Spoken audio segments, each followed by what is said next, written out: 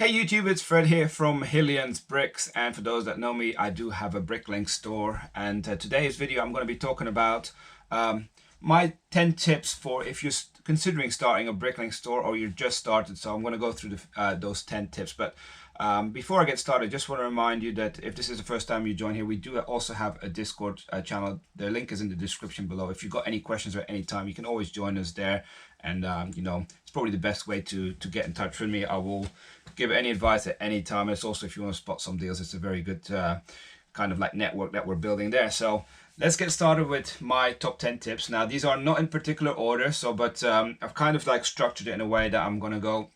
Some of them are interlinked in between. So my first tip is you need to have a strategy. So as with all businesses, what is your strategy? What are you trying to get out of it? How are you going to plan on doing it? Do you know what sort of pricing strategy you're going to have? Do you know what sort of part tap value you're targeting?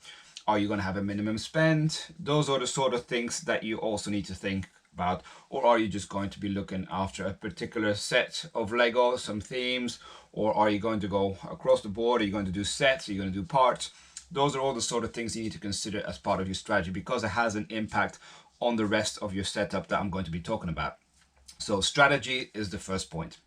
Second point is if you're going to start into working with bricks like I'm doing, you got to understand the new versus used bricks. So there's a very different way of working when you're dealing with used bricks and when you're dealing with new bricks. Now, with new bricks, I sort them all out in like individual drawers located, and when it's used bricks, I kind of put them together just because of space. But there's a lot of complexity when you're dealing with used, because you have to source the used bricks, but also you have to sort them all out, make sure you've got nothing that's non-Lego is taken out, and then you have to add it all manually. So that does take a lot more time. But it is more rewarding as well. Generally, you will get a better return on investment, but the time it takes might take 10 times as much. So you do need to understand, the difference between used and new, and whether your market, people will want to buy more used bricks or new bricks. So bear that in mind.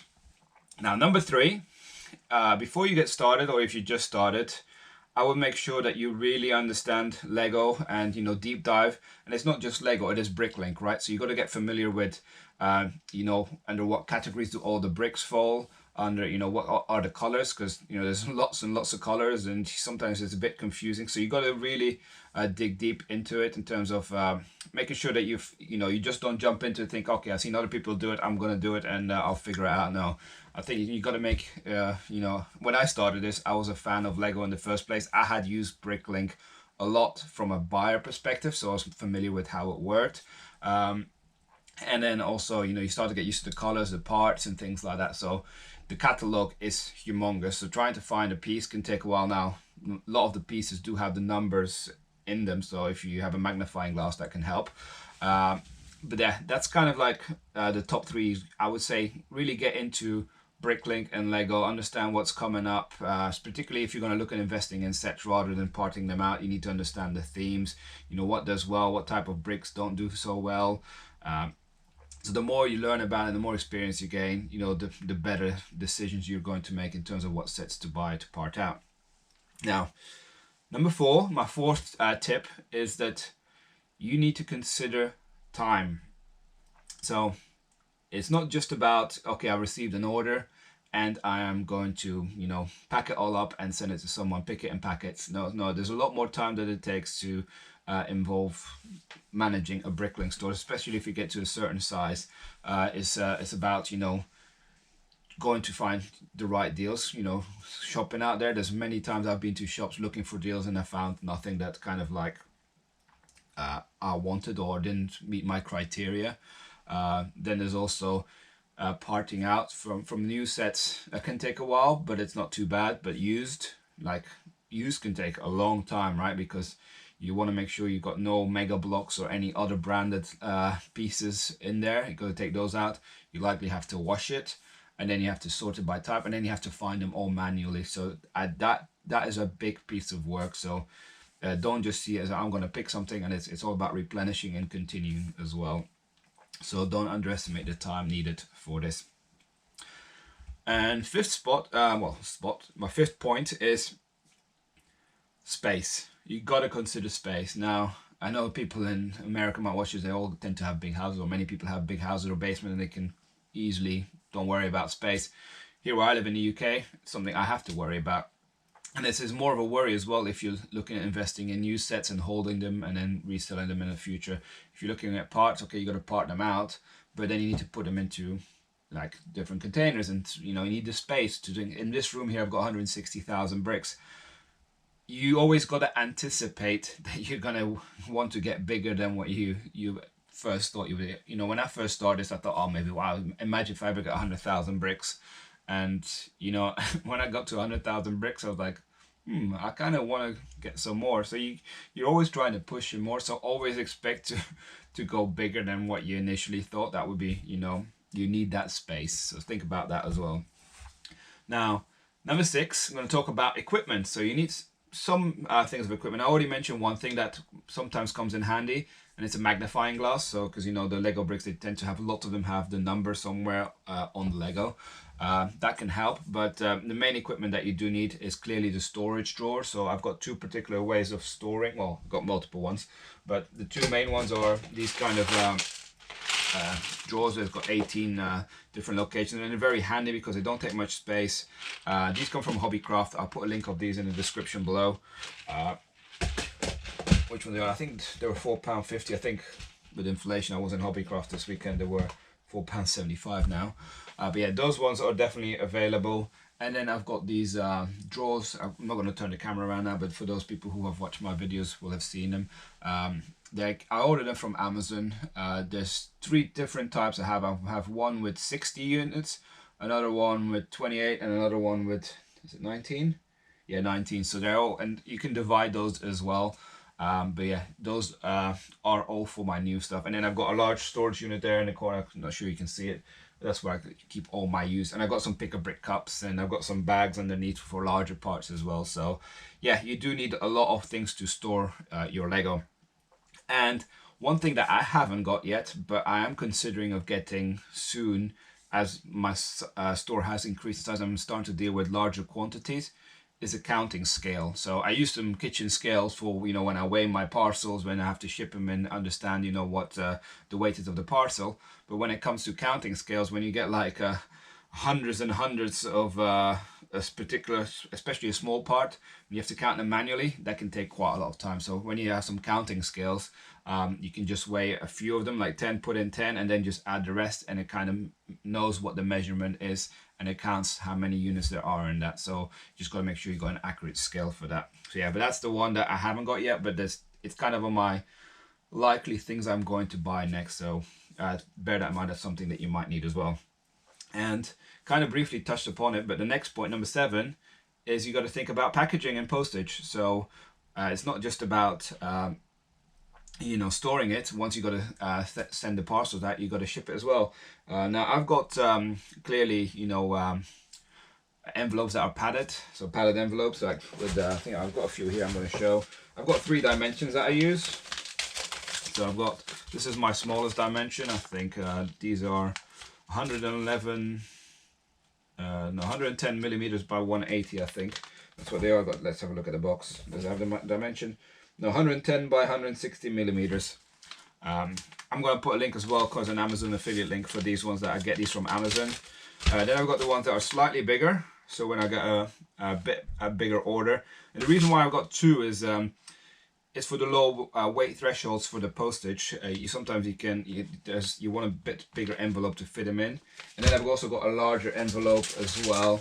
All these are obviously padded with bubble wrap inside them. So those are the 3 envelopes that I use. Then I've also got, I haven't got them right here, but it's like, there's a large letter format in the UK from a thing that are all the same price, and it's up to 2.5 centimeters thick. So I've got these cardboard boxes. One is pretty much the same size as this, and the other one is about the size of this. So if I have international orders, or have some things that are delicate, like if it's like a base plate or anything, I'm not going to send a base plate in one of these. I will send them in a box. And also with the weights and things, those are the sort of things for larger things I will try and send into this cardboard as well. So that's the other thing that I have. And then clearly what I also need to have is small boxes for when it's in the parcel, when you have bigger orders or some of the bigger things.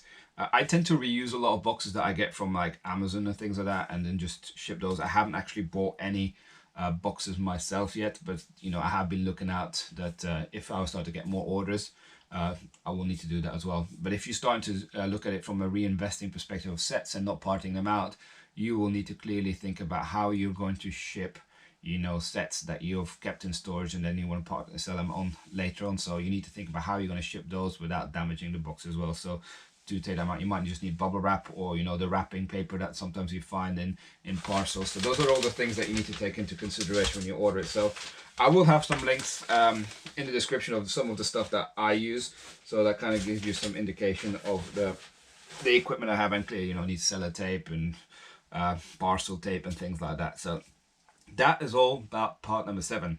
Now tip number 8 is around your sourcing.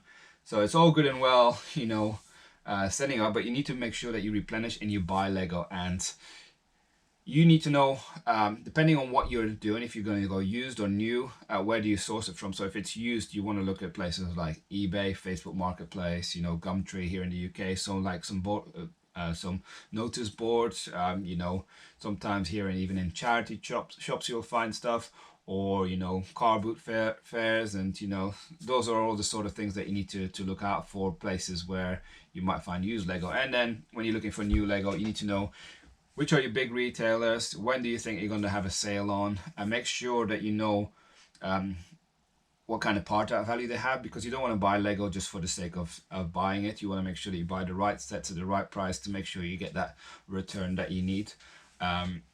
And then also, you know, there's lots and lots of online retailers. Do your research. You know, if you're based in the UK, every Friday we highlight Friday Lego deals here in the UK, so you might want to look out for those ones. And you know, every Friday we just do highlight all the best deals that you can find, so some of those might be applicable from a part out perspective. Now number 9, I think this is quite an important one in my view. You got to see this as a hobby and not a get rich quick scheme. You know, I've been doing this for nearly a year, and let me tell you, I've put more money into this than I've taken out of it. This is done as a hobby.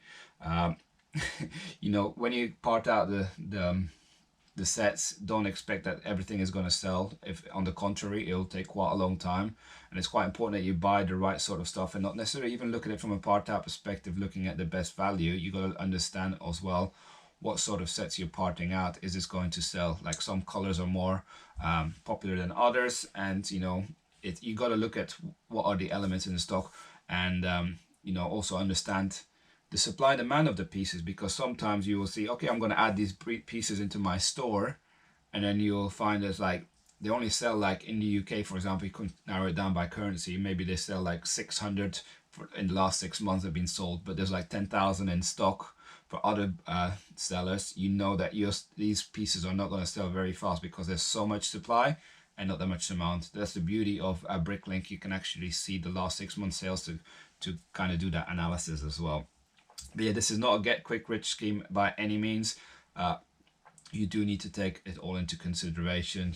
It's I see this as a hobby, so this isn't, for me, it's not full time. And then yes, you might see some people are doing it full time.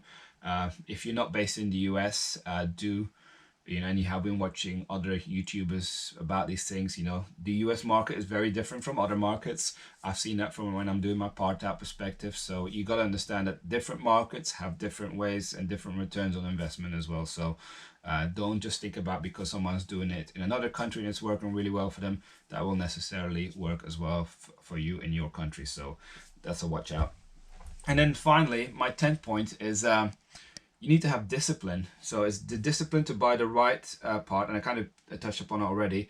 Is like, you don't want to just buy for the sake of buying it. You need to have a decent part out value when you start. So I always look for a ratio of 3 to 1. And the reason why is that because that means like you need to sell 1/3 of the set to make your money back.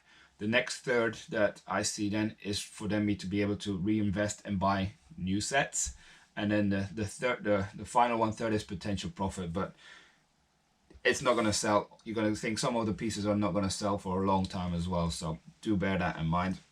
And it's not just about the discipline of buying right. It's also the discipline of making sure that, you know, if you're a Lego fan and you like to build Lego as well, you just don't go and start using all the bricks to start building stuff yourself. So I'm a Lego fan. This is, you know, my store. I have got my own personal Lego collection. I don't touch that at all. I don't touch this at all when I need to do something from outside my own build.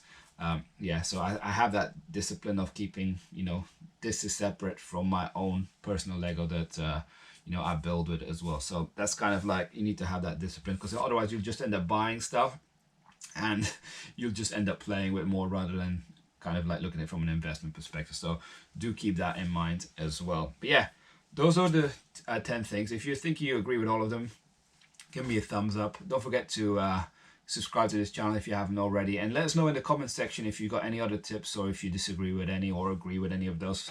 But yeah, hope you enjoyed this video, hope you found it useful, and we'll see you again soon with another update. Bye for now.